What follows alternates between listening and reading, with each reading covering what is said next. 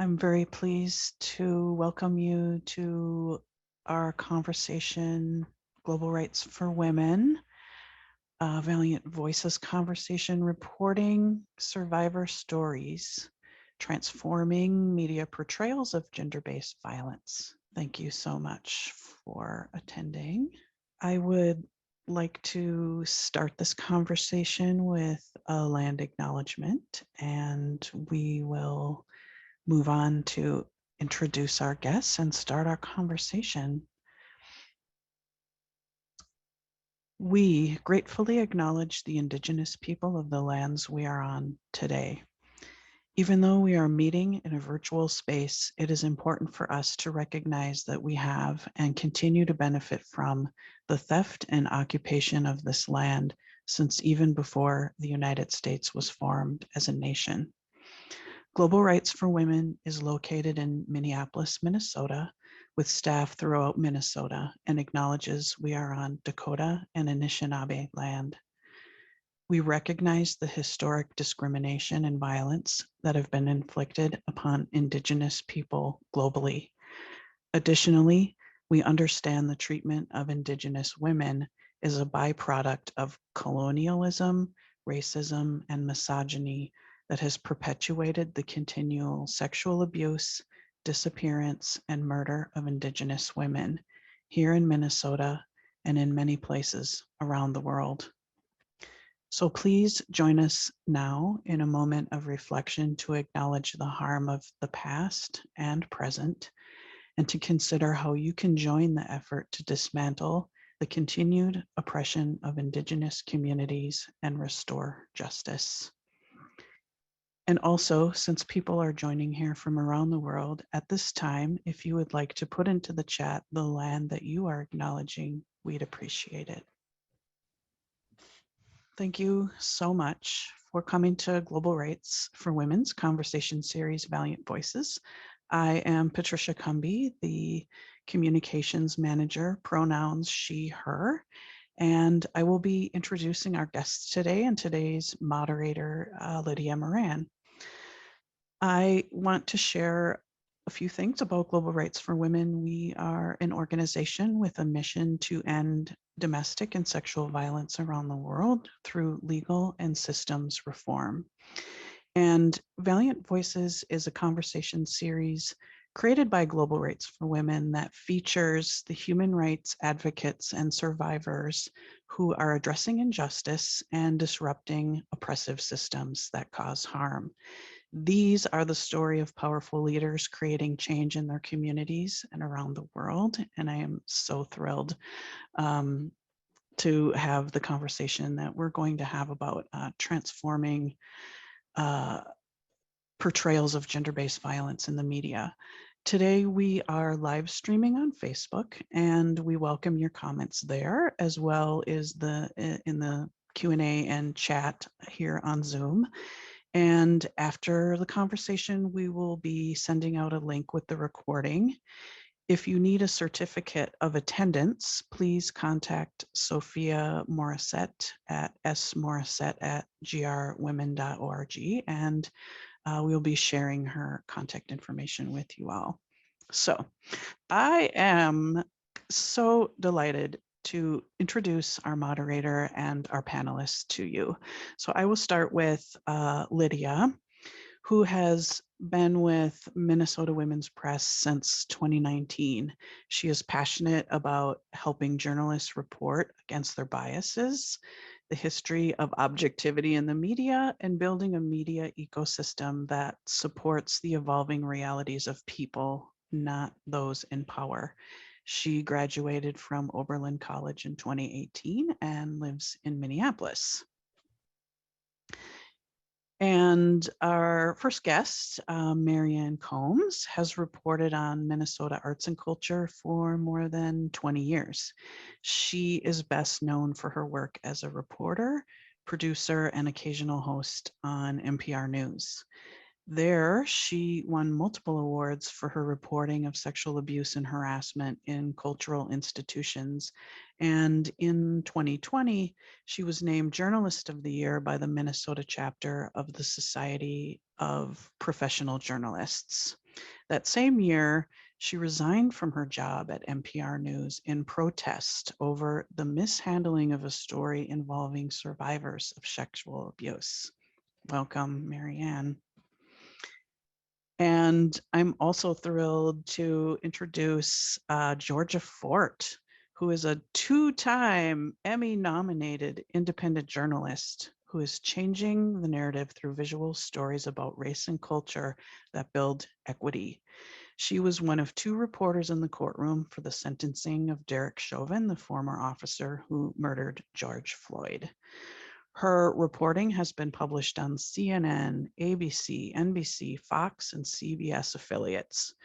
Most recently, she produced a short documentary, George Floyd, It Happened Here, and co-directed and edited the award-winning documentary, Rondo, Beyond the Pavement, which is now available on Amazon Prime. The Minnesota native has over a decade of broadcast experience and graduated from the University of St. Thomas, where she advocated for students and parents and diversity inclusion.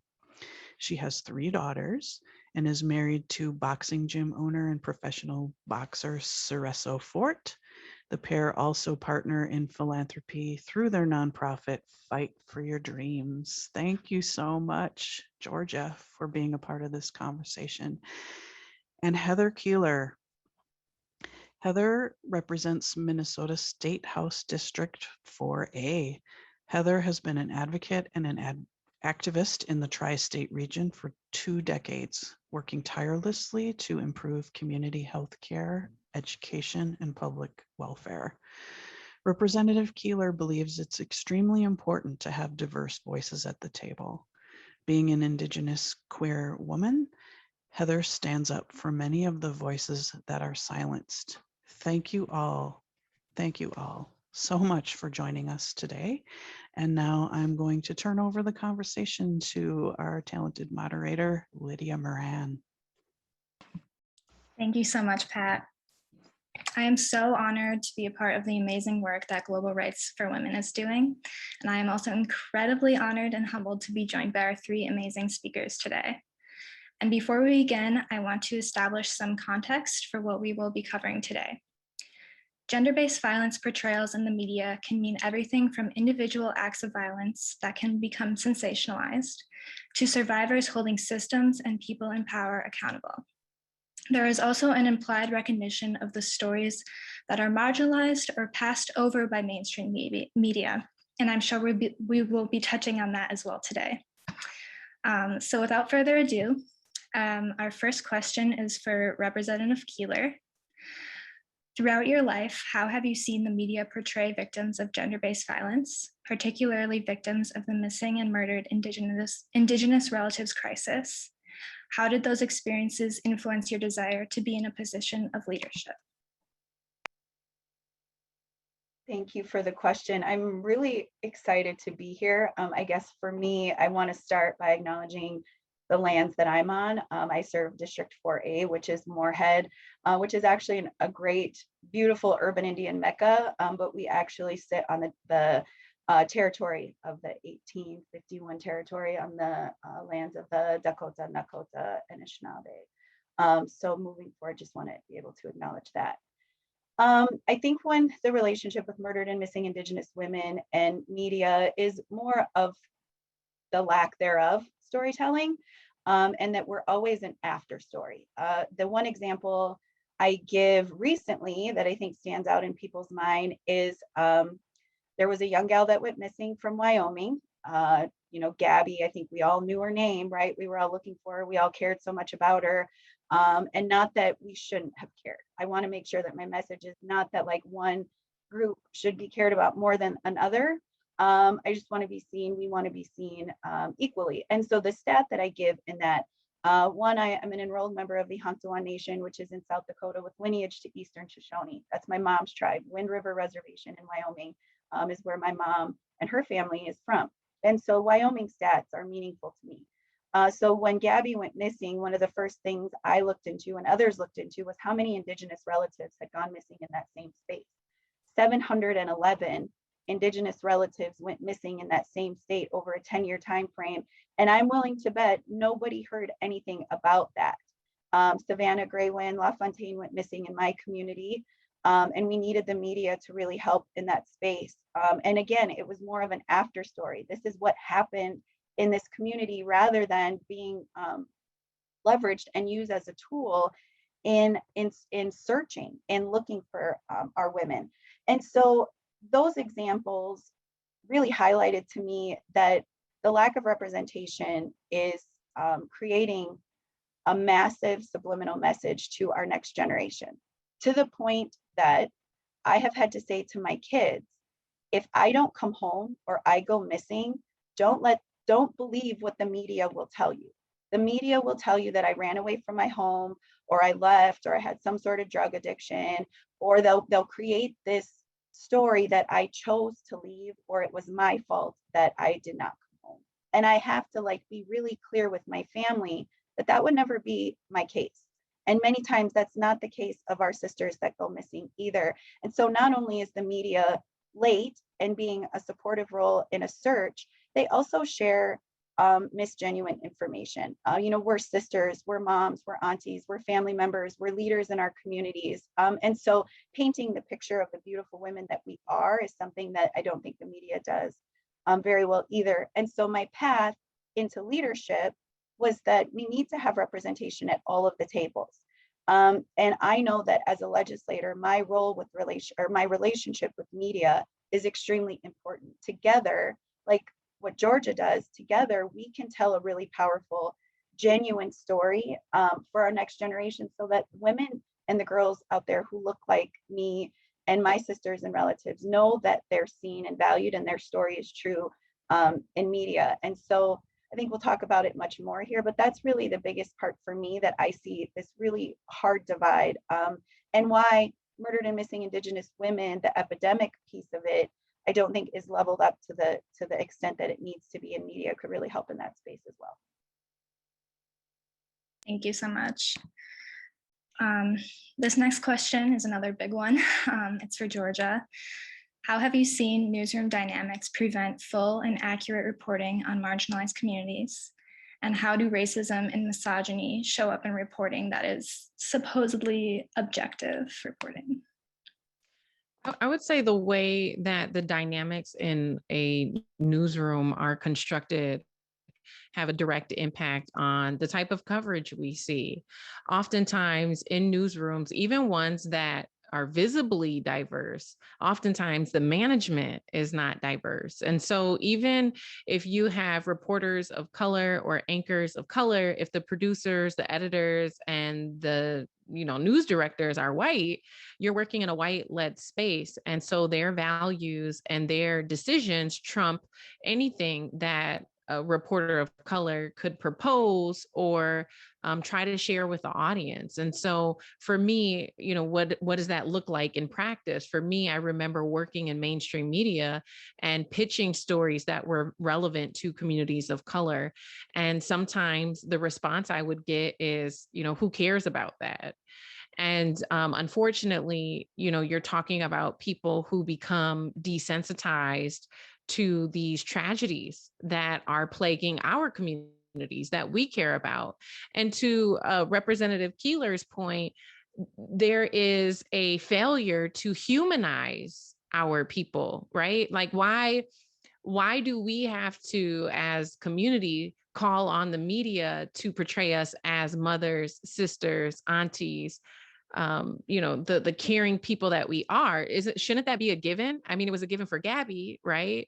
But oftentimes mainstream media has perpetuated these stereotypes, and that leaves our community in a disposition where we do have to humanize our loved ones, right? And so in order for there to be true change, for me, I have found that the freedom to tell stories in a more equitable way has come through independent journalism, because the the structure within the mainstream media machine is it's so constructed. It is rock solid, and I wasn't able to change it from within. And so I found a way to tell these stories outside of the system. But I'm hopeful that some of these newsrooms are starting to hear and see that people are looking for stories that are more equitable. People are noticing the erasure of specific stories as we're talking about gender-based violence and women who are missing. Even when you look at the statistics of Black women who are missing, it's not just that they're getting the stories wrong when they do share them. I mean, by large, they're just not sharing these stories. And so one thing, and I know we'll talk about this more, but one thing I'll point to is Roland Martin's show. Every single day on his show, he has a segment that is now dedicated to women of color who are missing. And I think that that is what we need to start seeing more of in mainstream media. We have hours and hours of newscasts that our local media produce every single day. There is absolutely no reason why we can't take 30 seconds or 60 seconds to share the story of a woman who's missing. Yeah, and I'll just open that up to anyone else who would want to comment on, how racism and misogyny can show up through newsroom dynamics. Absolutely, and I think Georgia really has experienced and lived it and is part of the solution, which is really wonderful to see how her work is serving to change the narrative and show people what can be done if you actually have the trust of the community that you serve. That people come to you with interview opportunities that they wouldn't go to mainstream newsrooms, et cetera. But just to echo what she said, I think that it's actually kind of startling, and to the extent to which newsrooms are still very much mired in a white male lens or around the world in terms of how they choose their stories. In the United States, we have, it's kind of shocking that there is this specifically both racial but also gender bias in terms of the stories that are valued or the stories that are said yes to in terms of story selection and what's not portrayed, the stories we don't hear. And I think, Georgia said that many people are starting to notice that, but it is a very powerful thing to note what we don't hear. That's a hard thing to train listeners and media consumers to search out for, is like, what's the information I'm not getting? Because there is a curation that's being done. There are stories you're not hearing. Why are you not hearing them? And how to demand what you don't know you're not hearing. It's very tricky on the consumer end of things.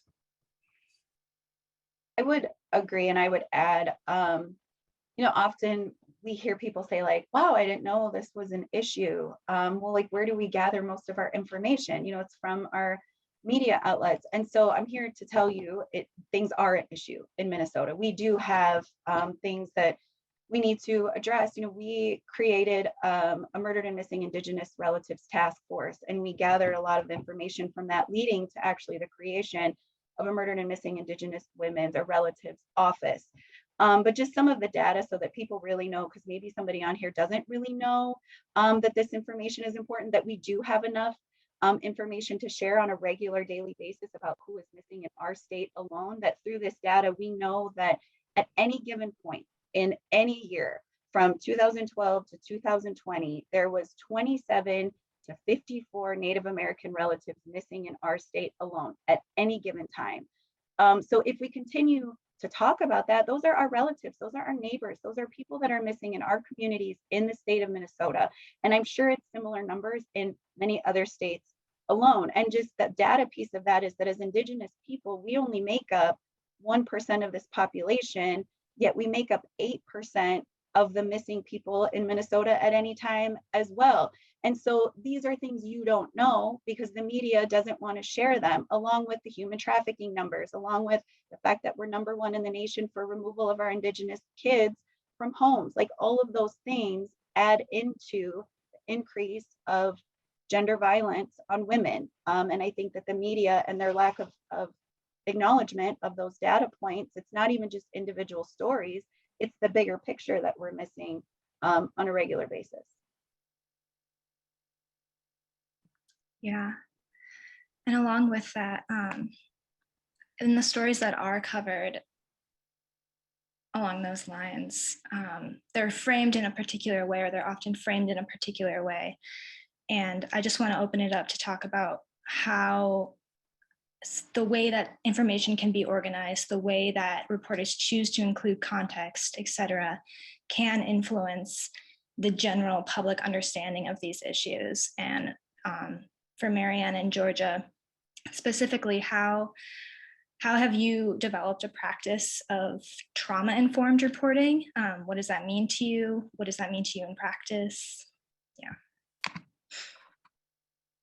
I can start, and then maybe Georgia, you and I can explore some of the issues around this a little bit more in depth. I really feel like after several years of reporting specifically on victims of and survivors of sexual assault, notice I said both victims and survivors. That's actually very much one of the things that I've learned in the process of doing all this reporting is empowering the person, the source in my story, to choose how they are described. Because some people will say, I'm a survivor, and some people will say, I am a victim, and I don't want to be called a survivor because I'm still very much in the process of attempting to survive. And I want people to be clear on the fact that I'm a victim. So it's just one step in terms of agency for the person who is a source in a story. But to go back to the beginning, I really think newsrooms need to think about why they cover stories of sexual assault and what kind of stories they cover.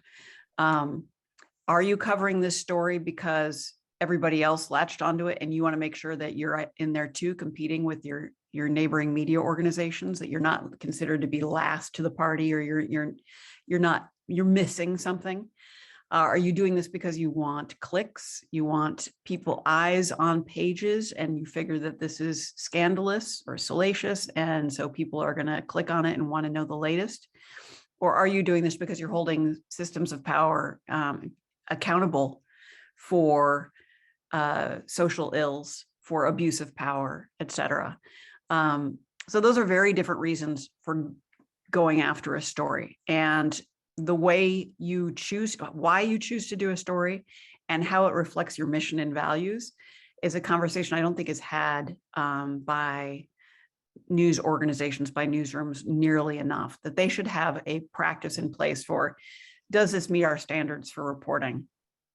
And if so, what's the time and energy that we need to dedicate to getting it right? Because I think that's another area where media is constantly trying to get something out quick and fast, but a story that involves abuse or assault and involves people who've been traumatized, you do not do things quick and fast. That is not how you report this kind of story. We want to be able to really reflect on and do your homework and create a space that's safe. It's interesting. We talk about doctors, they have this credo, do no harm, the HIPAA, first do no harm. I really feel like there should be something similar for media organizations. Like if you're going to cover trauma, you should have a goal of not creating more trauma in the process. That should be part of your sort of your guidepost that drives you forward. Okay, am I going to be causing further harm if I go about this way? Or is this something that is going to shed light on the issue, help bring the issue forward, and then also question people in power, hold positions and people in power accountable? There are so many things that I've learned in the process of doing these types of stories about how you interview a survivor of trauma, which is very different from the media portrayals of, the reporter shoving a microphone in your face and saying, did you or did you not? No, that's not how you approach somebody. If you want to build a relationship with a source, and people often mistake this sort of relationship with the source to bias, and that's very different. you can have a relationship with the source and create trust while still being a fair reporter who's telling the facts. The difference is that when you come to a person who's been assaulted or otherwise traumatized, and you sit down with them, rather than saying, well, how can I believe you? What proof do you have? You say, I am so sorry that you had this experience.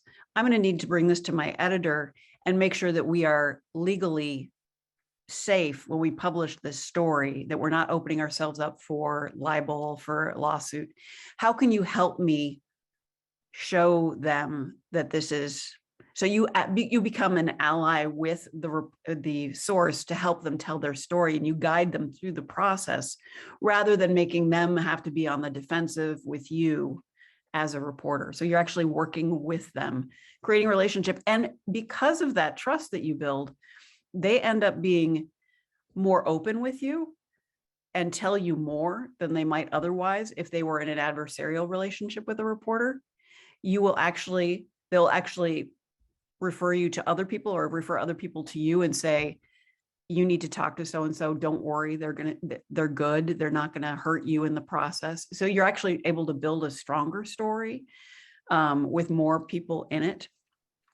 And I also want to say that there are so many other small ways in which you can make this a less traumatizing process. You can invite them to bring a friend with them if you're going to sit down for an interview, or encourage somebody else to be present. I think you have to be very aware of your gender and the gender of the person you're interviewing, whether they feel like, I'm alone, if it's a woman who's alone in a room with a man who's interrogating her, that can be incredibly traumatizing. So why not invite them to bring a friend with them so they feel safer, more secure, they have a witness with them.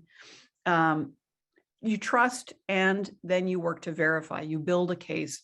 And in so many of these situations, the stories I covered, it was not one victim or survivor. It was a group of 7, 8, 9. In one case, it went up to 14, 16. There was another, it was, I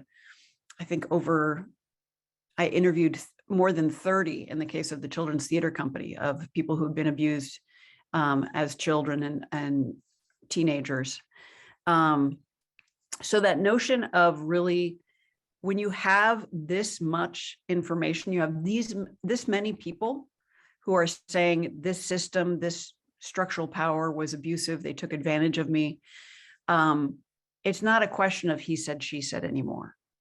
And that's where, like, protecting their identity is also an issue. You want to protect the identity of your survivors because they don't want to be forever linked with their abuser on a searchable, website, like, through a search engine. So you're trying to protect them from being further linked with their abuser. And that is something that can be done with a good, strong legal review, when you know that you have other substantiating evidence, or you have other people who are testifying who were not the survivors themselves, but were there, who were told the story by the survivor back when it happened, not just recently. But that there are other ways of verifying these stories so that you don't have to put the identity of the survivor at risk, and that you don't have to make them feel like they're on a courtroom stand. And we can get the legal side, I know, is another issue that Valiant Voices works with. And that is also a traumatizing experience. And oftentimes for a survivor, the two options they have, if they want the abuse to stop, if they've been abused and they see somebody else being abused and they want that cycle of abuse to stop, it's either they go to the courts or they go to the media. So how can we create a system where they're not subjecting themselves to further trauma when their goal is to end a cycle of abuse and prevent other people from being sexually abused or assaulted or otherwise traumatized? Yeah. I think, you hit on so many of the points that there's not a ton to add.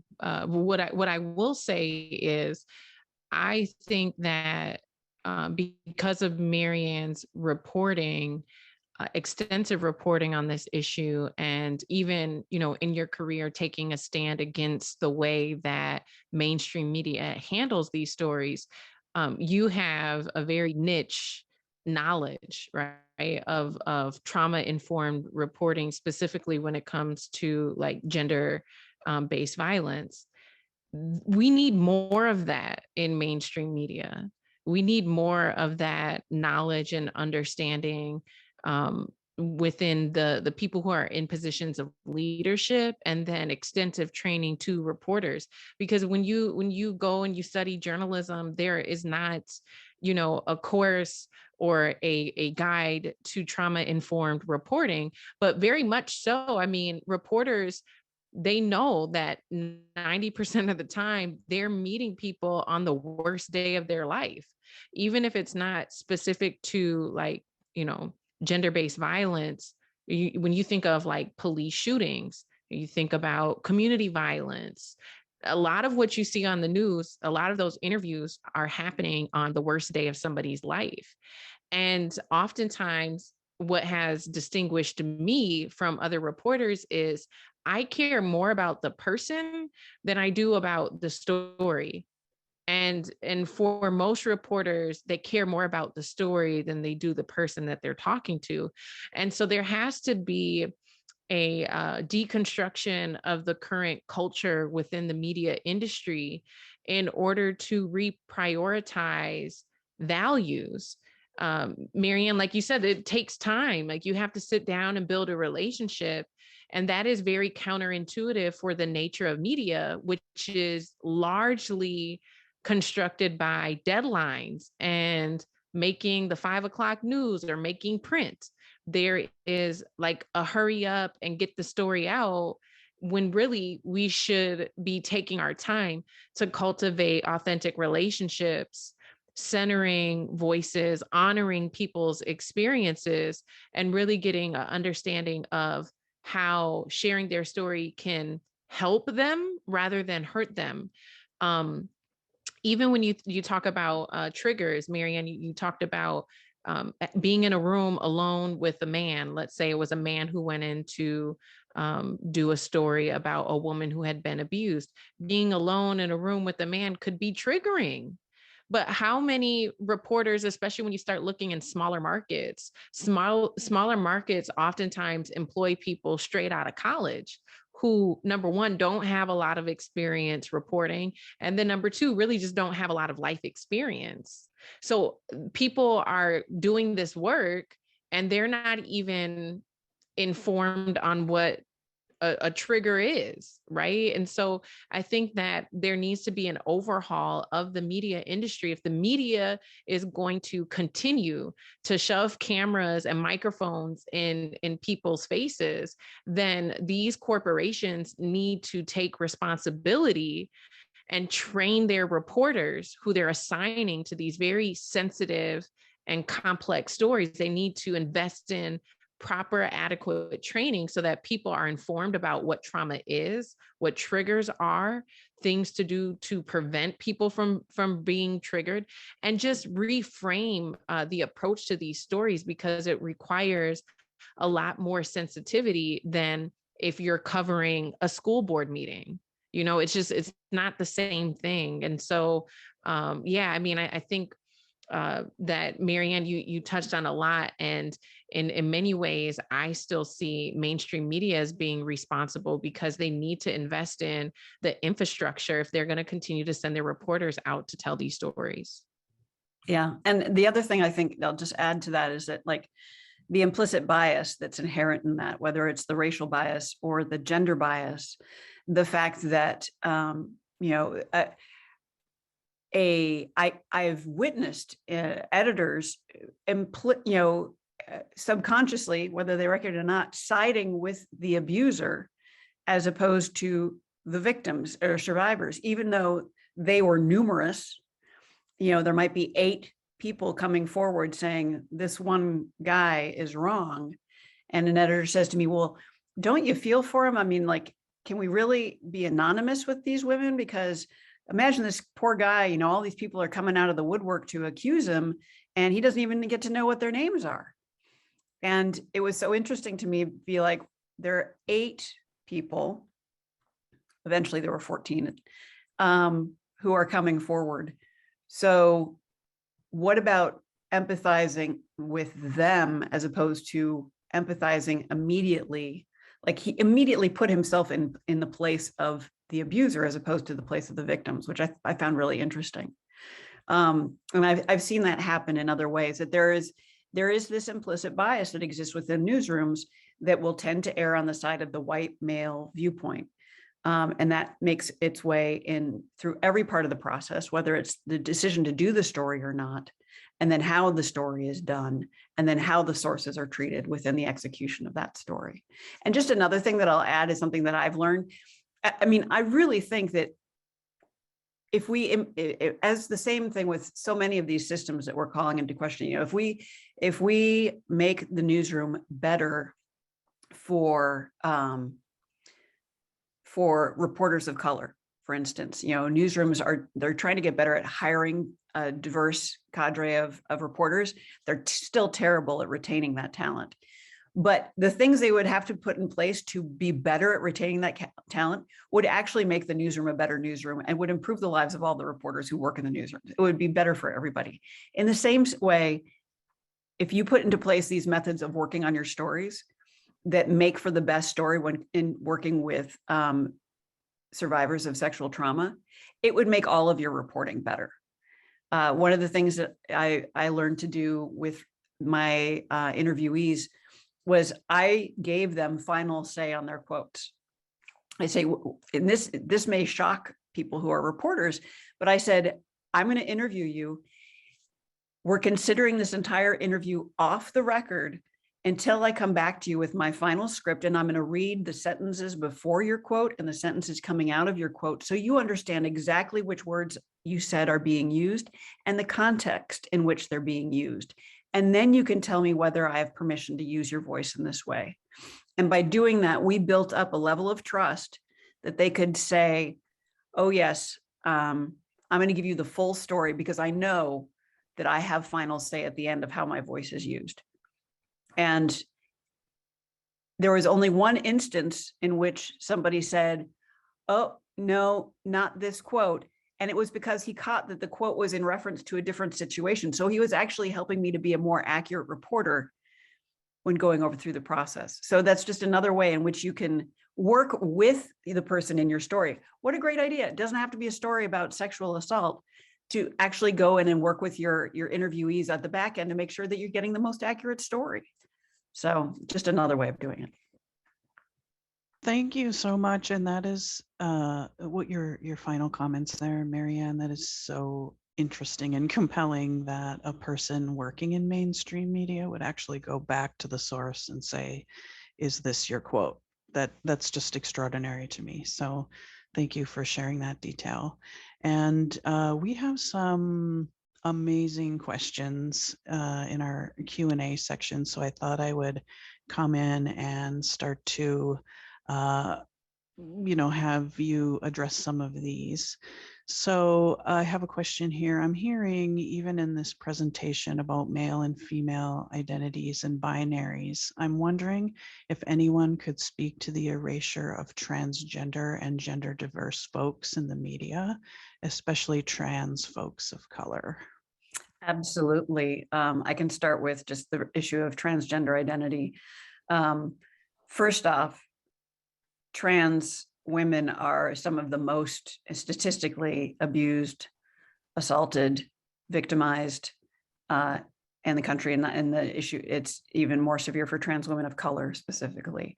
And yes, that is absolutely something that is for everything that I just said applies also. And I've worked with victims who are non-binary, and it is so important to recognize the gender dynamics for somebody who is non-binary in terms of a room, and to also reflect that in your reporting, and to make sure that that those stories are reflected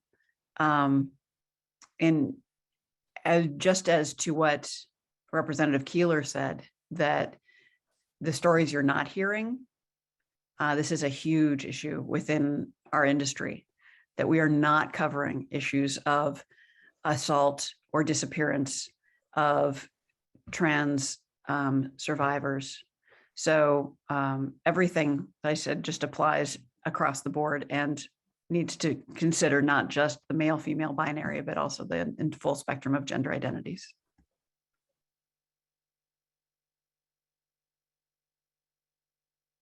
Would anyone else like to address that question? Okay, well, we have another really compelling question, which is, how do you think advocates and others outside the media can best work with those within the media to interrupt victim blaming, which continues both overtly and insidiously in stories here in Maine?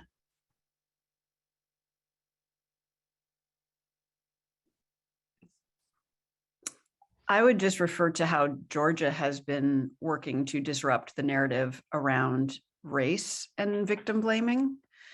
And Georgia, you can speak to what you've done, but just she's done an excellent job of calling out other media organizations when they have deferred to the cops in terms of how a victim was described as a suspect. I don't know, Georgia, you want to talk about that more?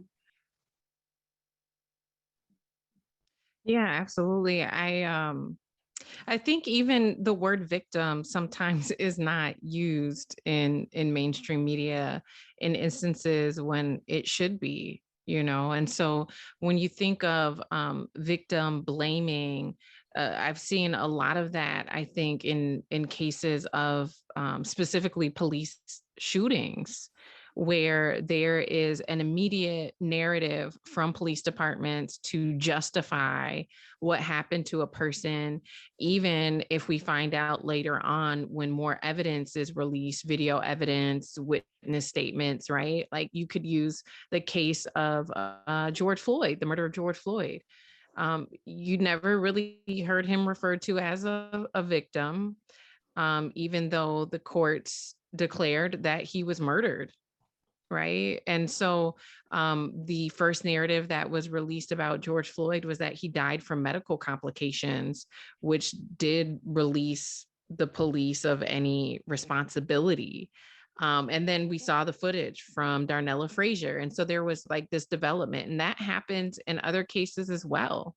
And so I think, again, it goes back to mainstream media culture to hurry up and be first, rather take your time and be right.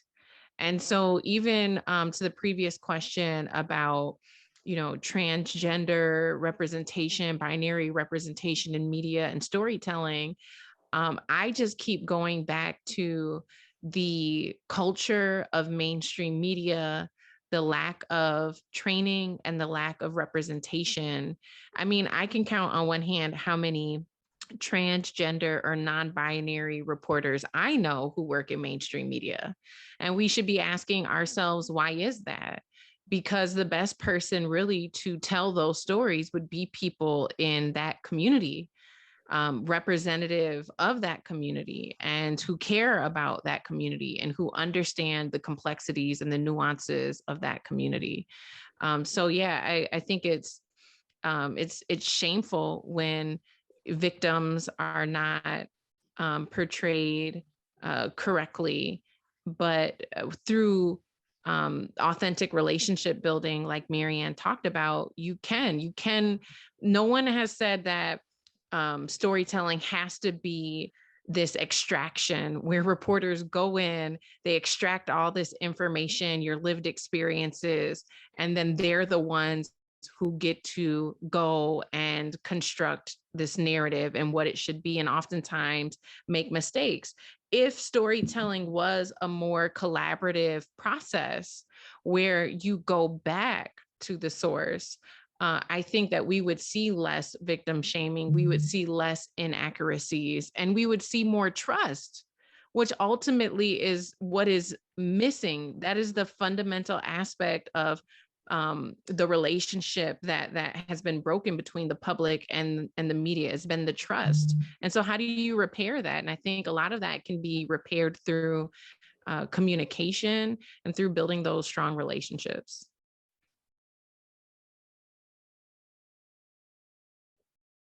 Yeah, I think also it's just when you look at the industry of newsrooms and how they work today and this sort of fake horse race. I mean, it's really a false narrative of like, we got to get it fastest and we got, you know, we have to do it the best, or we're competing with everybody else. And it's like, actually, you could be much more distinctive if you did not look at what everybody else was doing and instead focused on the community directly and what the community needs. And then from there, you took the time to do really compelling reporting rather than being like, oh, I got to get this out first. No, do it so that people want to look at your information, because especially now with the web, it's the long tail of the web. That story is going to be up there forever. So why don't you create something that deserves to be up there for a long time rather than something that's just first? It feels like a very white supremacist mindset in general, this whole notion of hurry, hurry, hurry, you know, race, compete, as opposed to serving the community, building relationships, holding, you know, people in power accountable for their acts and deeds. It's just a different way of approaching the work.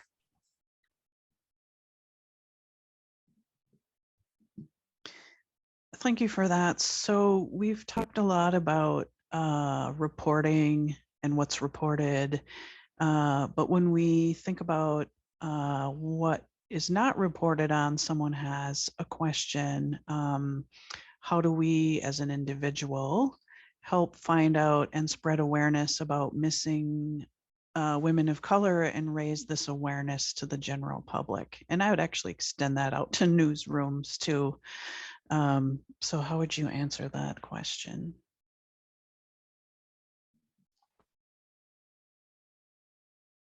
Representative Keeler. I think we all unmuted at the same time, like, and it's this virtual space is so hard to catch those like social cues. I'll go quickly only on like how to get engaged. You know, we do have our own networks. We have our own social media is something that I think is wonderful right now in the sense that, you know, the algorithms, if you know, build your feed in a way, you can connect with murdered and missing Indigenous women task forces from all over the place. There's organizations that are doing this work all over, but also the, you know, independent journalism. There are journalists that I follow specifically.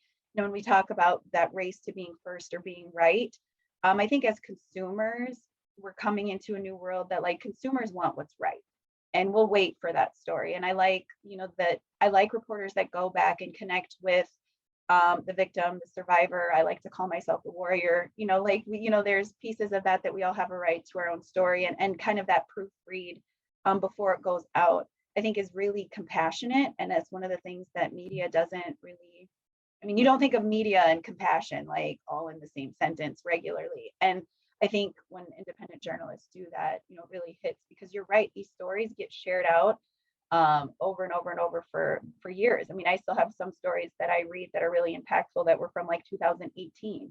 And so I think being mindful and compassionate in that space. But I do think that we have to look at the other resources, like the small groups and organizations that are getting that information out. You know, there's groups that literally all they do is just share information about missing relatives. And then it's, you know, social media's job and, you know, people like you and I to then share that out. And that's how it gets the attention that we hope that it would get. And unfortunately, it takes a lot of that sharing then for the media to be like, oh, maybe we should talk about this when we sent press releases over, you know, the same times we did our social media posts. So there's that. But lastly, before we wrap up, I kind of wanted to take the opportunity about, we talk a lot about storytelling here, and that's, I think we need to talk about how we get more representation. Georgia talked about it, that a lot of our, you know, big decision makers in media, but also in every place, is usually like a white male dominant population, and they're the final decision makers on things. And so how do we get more representation in those spaces? So one of the things I really like to do is look at higher education and how we're creating what is really cultural relevancy for us, because storytelling is how we as Indigenous people share the message, is through those relational conversations and then sharing them in a story way that is meaningful to the person that you're sharing the story with that then we learn from. And then we share that story in a way that's really impactful, which is what journalism is, right? Is that relational conversation of sharing a message so that your community knows what's going on. And so trying to build kind of a next path of media storytellers, and making sure that that's like through a cultural relevancy lens, I think is how we start to shift the narrative in the media so that people aren't having to search on social media for groups to find out who's missing in their communities. But I think that the more that we have, you know, sitting at the table sharing those stories, eventually it'll just become, hopefully we don't have as many women go missing and it's not a big story anymore, but we know that there's always going to be stories that go unheard. And I think silence is the most deadly action that anybody can take, and our media stays silent on major things way too often. Yeah, I would agree with that. And, you know, to echo your point about like investing in more culturally competent storytellers, and not just people who go to school to learn how to be and are trained to be culturally competent, but investing in the young people who are in our communities who have the lived experience to do the work, because the landscape is changing.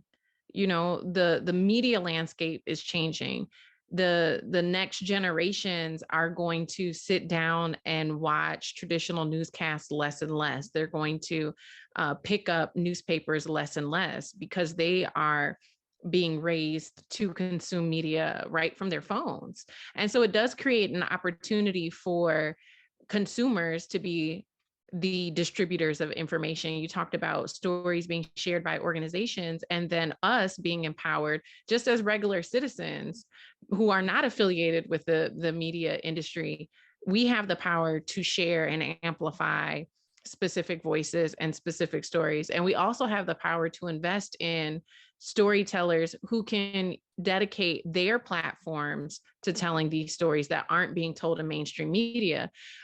There's, I think, more people probably on the call who are invested in equity and invested in seeking solutions that maybe don't have access to mainstream media platforms, or, you know, can't really go into these huge corporations and tell them how to run their entities. But what we can do, right, is create ecosystems within our own community, as you said, Representative Keeler, to counter some of these narratives. Great. And that works really well with our final question, which is what needs to change? I think we covered that pretty well, but what solutions, concrete solutions, are you currently really excited about, currently working on? Anything you want to plug for people to follow? Well, Georgia and I have one project that we're working on that we're very excited about. Not a project, it's a newsroom. Georgia is the head, and she's been an independent journalist with Black Press as her LLC. And we are working to expand that to be a newsroom that trains young journalists of color to tell their own stories and provides them with the work experience that they're simply not being offered in mainstream media newsrooms. And Georgia, if you want to speak to that a little bit more about like your experience in a mainstream media newsroom versus what we're hoping to provide with Black. Yeah, and I realize it kind of goes back to like the previous question about misogyny and, you know, gender discrimination in newsrooms. But like when I came through mainstream media, like I couldn't wear my hair the way it is. You know, even though I was a quote unquote diverse hire, I was hired into a culture that required me to conform all of the things that made me unique and different and diverse. And so even when mainstream media calls itself being diverse, it's requiring people to conform to white supremacy, not only in just like their image, but the way that you talk. There is a thing called AP style, and that is how every script's written, whether it's for digital, whether it's for print, whether it's for TV conversations that are happening, everything defaults to AP style English. But we know through communication, through storytelling, which is so authentic to diverse cultures, right? Like even when you look at the African diaspora, a lot of our history was passed down orally. A lot of our traditions and values have been passed down orally.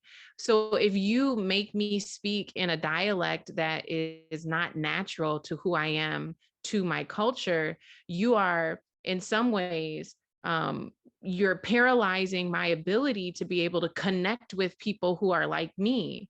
You're making it more challenging. You're whitewashing my culture and my identity. And when you require me to straighten my hair, you're telling me that the European standard of beauty is more relevant, or it's more palatable, or it is more universal to a wider audience, right? And so what we're hoping to create within our newsroom is a culture where reporters can show up and they can be their true authentic self. And we are believing and trusting that their true authentic self is going to be the thing that allows them to connect with more people in community. And that's going to generate more authentic stories, that's going to cut through a lot of the whitewashing that's been happening by mainstream media. So we're really excited about it. We have a lot of reporters who we've already worked with who are excited to take this next step with us. But most importantly, I think we're hoping to create a model and show other news organizations that it's possible to have a successful media entity that is truly diverse and inclusive. Yeah, and as a white woman who's worked in a newsroom for decades, I could just say that I view this, it's like, to me, it's so ironic that newsrooms don't value the inherent, the lived experience and the access that reporters of color have, which set them apart and make them better than I will ever be in terms of connecting with certain communities and telling certain stories. So, I mean, I view a young reporter who comes to me who's Eritrean and is connected with the Eritrean community and she has things to offer that I can never offer. And so it's really about valuing each reporter for what they bring to the table and being their own expert, and that they're going to have story ideas that I would never think of, and to trust them that they know their community, that those are interesting stories. And really just following their lead, and you get stories that you've never heard before, which for me is really exciting as a white woman consumer of the news, to have access to all these stories that I generally don't have access to. So, and then finally, I'll just, you asked about what projects we're working on. I am working specifically on a project for newsrooms to be sort of a handbook on how to cover stories of sexual assault, and looking at these different ways in terms of having, a statement, a credo to stand by in terms of what your goal is when you cover these stories, what constitutes a real story, what doesn't, why you're going after them, the approach, and all the different things that we talked about in terms of really creating the best story possible while doing the least harm and the most good. I would jump in and say I love the idea of the newsroom that y'all are creating. And as an Indigenous queer legislator, I always, I'm really choosy on who I share stories with. We get a lot of requests, that people just want us to do stories. And to me, the first thing that comes to my mind is I have to educate reporters a lot about the stories that they want to do. I'm covering, right now I have a bill that's trying to pass Indigenous Peoples Day, and then I have to educate white reporters about how many tribal nations are in our state. Like, going to a newsroom full of individuals that probably have lived experiences and know and understand these things, you're right, like that conversation would feel more comfortable. And I think, like, as somebody who's sharing a story that we know always gets twisted and turned, and then whatever you get in the output isn't necessarily the message that you were trying to share. And so maybe doing that with a more trusted group of journalism individuals would sit better with people like me. And so I love that, because back to the whole idea that as a legislator, we rely on the media to share out a message that's clear and accurate, and that goes towards that, representation matters in those relationships. So I love that idea. Keep me in the loop on how I can help in that capacity in any way. Absolutely. Well, as usual, our hour just flew by in a blink, and we're not able to get to every single question that we have, but I want to thank you so much, Marianne, Lydia, Representative Keeler, Georgia, for being here, sharing your talents, sharing your stories, and doing that work to change the systems so that we bring ultimately justice to survivors. So thank you so much for that work. I would like to also thank my colleague, Sophia Morissette, for ensuring that our conversation went well on the tech side. We've also included links in the chat to learn more. And if you would like to support Global Rights for Women in these conversations, your contribution goes to supporting the work of advocates around the globe and centering survivor voices as the means to achieving systemic change. So you will receive an email from us in the next couple days with resources as well as the link to the recording. And once again, thank you all so much for being here and sharing your great questions. It was an honor to be in this space with you all today. Thank you. Thank you for the opportunity.